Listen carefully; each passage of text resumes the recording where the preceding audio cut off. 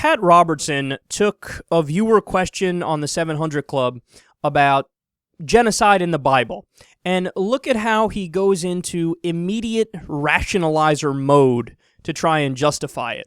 This is Nancy, who says, my spouse was reading the part of the Bible where God told his people to wipe out cities and take their lands. Why didn't a loving God have mercy on them? That sounds like Islam to me. Well, it does sound kind of rough, doesn't it? Those wars of extermination have given pause to people through the centuries. But here's the deal. If you look at it this way, assuming you have a culture that has 1,000 really bad people in it. They're murderers, they're thieves, they're rapists, they're having incest, I mean, you name it, they're doing everything horrible. Now, if they have children, what's going to happen? Instead of having 1,000, you'll now have maybe 3,000 or 4,000. And then if nothing has changed them, then they're going to pass it on to the next generation. Then the next thing you know, you've got 10,000 or 20,000 of them. And if it keeps on going, you can have 1 million of them. So what's the most merciful thing for a loving God to do is to take the 1,000 and get rid of them.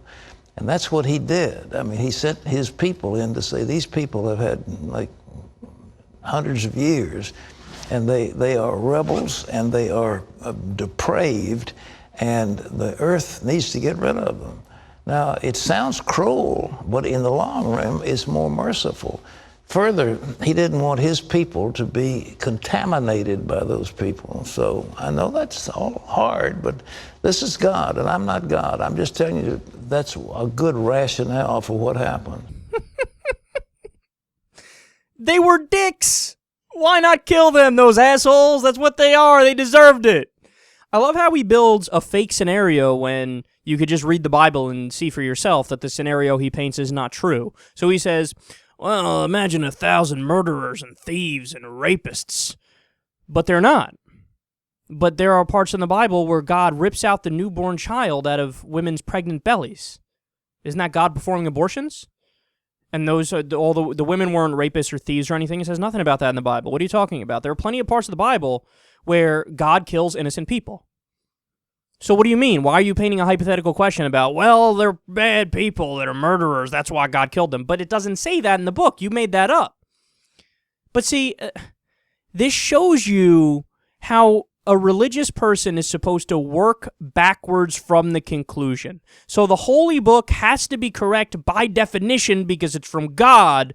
Therefore, no matter what's in there, I will find a way to do the mental gymnastics and to bend over backwards to try to tell you that it's justified and it's okay and don't worry about it anyway. And even if they were, which they weren't, murderers and thieves and rapists that were in the Bible that God killed immediately, Didn't we learn that the American way is to give people trials first to prove it? You're not just supposed to kill. Like, okay, we think they did something wrong, kill them.